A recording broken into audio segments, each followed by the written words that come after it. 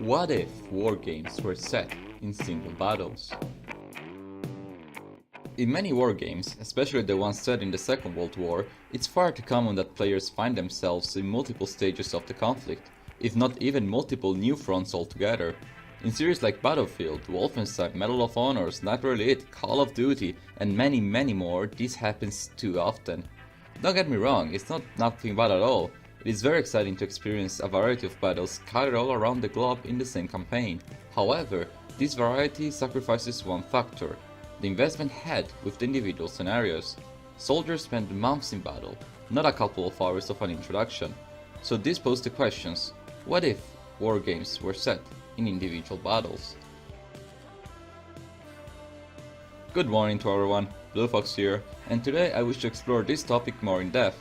Since I will refer a lot to plot and stories, all arguments made are mostly valid for single-player games or campaigns, since in the multiplayer games, the focus is clearly shifted on the variety of the scenarios of the maps rather than the emotional bond had with the written single-player adventures.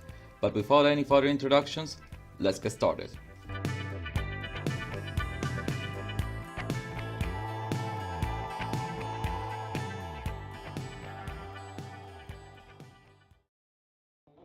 When playing Spec Ops the Line, a hidden gem we'll discuss soon, I noticed that all the game takes place in a single battle, in the city of Dubai, and this element is key to the extremely well written plot of the game. It made me realize that for a soldier perspective, one single battle means so much. Having the player stay longer in one place makes him or her feel more attached to the battlefield and creates a stronger sense of connection and development with the war experienced. But let's go with order. What's Spec Ops the Line? How does the map make the game very interesting? And above all, why is it so awesome the idea to set a game in more confined scenarios? Spec Ops the Line is a 2012 title released by Jaeger and published by 2K. The game is set in a fictional Dubai where, after a natural disaster and internal conflict, the city has become a battleground submersed in violence and sand. What really stands out of this game is its story, based on Joseph Conrad's 1899 novel Hearts of Darkness, that by the way also inspired Apocalypse Now. All these three forms of media focus a lot on how the geographical location and the war setting presented cause soldiers to slowly become desperate and insane. In the novel is the colonization of Central Africa, in the movie is the Vietnam War, and in Spec Ops the Line is the war in the Middle East. Without going into any spoilers, Walker, the protagonist, is assigned the mission to find the origin of the mysterious fate of the 33rd, an American force that was tasked to rescue the civilians in the United Arab Emirates. To do so, Walker and his team need to traverse the destroyed and chaotic city of Dubai to find the truth. As stated earlier, Dubai is key for the plot, or rather, the fact that the game takes place in a singular location is important to the narrative. The development Walker has throughout the adventure is heavily influenced on the experience he had traversing the wasteland. But let's take a step back. How is Dubai presented to Walker and to the player?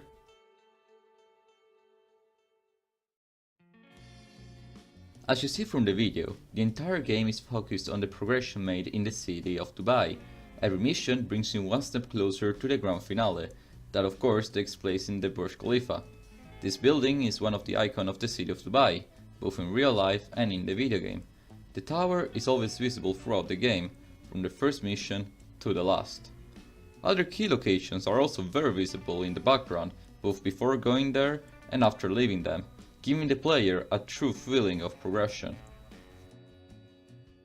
The interesting part is how Spec Ops the Line gives personification to scenarios. What I mean by this is that in the game, the player is able to feel different emotions only based on their perspective of the places where they are. To give a practical example, one of the first missions of the game takes place at the same height as skyscrapers, so when I first played the mission, I had a feeling of confidence, of control over the situation, since I could see everything around me. Yet, once I started to descend and to see the same place I was just half an hour earlier, I felt more doubtful and insecure. When I eventually went down and back up, I saw the same pitfall from above, but with very different eyes. For the players that played Spec Ops the Line, places like the Gate and the Burj Khalifa definitely had a strong and different impact before and after exploring them. In order to achieve a true sense of englobation, the game needs to utilize more its location. It's pointless in my opinion to do a world tour when playing a World War II game, since it diminishes how long and cruel was every single battle. For example, instead of having a game where the player traverses occupied France in a day, traversing the country from Normandy to Paris in a blink of an eye, wouldn't it be cooler to have a game set during the Battle of Bulge that lasted whole 5 weeks? Imagine being a player forced to advance into Germany and have every square kilometer of Belgium captured feel like a true victory. There's an infinity of examples I could make, mentioning guerrilla battles that happened in Poland and Yugoslavia during the Second World War, or even log sieges that took place in cities like Vienna in 1529 or in Khartoum in 1885, without mentioning that just like Spec Ops the Line, this discussion could also be applied to fictional battles. But I think my point by now is crystal clear. By circumscripting the player to a defined location and emphasizing the importance the latter has, this can truly enhance the experience the video conveys to the player. In conclusion, should more games try to focus more on quality over quantity for what regards locations and battles? Of course they should. Spec Ops the Line is a good, but not the only proof on how this could be extremely well done. I know it might sound odd to demand that more games should take place in, well, less places, but if you think about it, with all the advantages discussed in the video and the fact that by doing this companies may skip war cliches location to focus more on specific ones, this might actually be something good for the industry. If Spec Ops the Line was able to do it, then I surely believe that many other companies can give it a shot.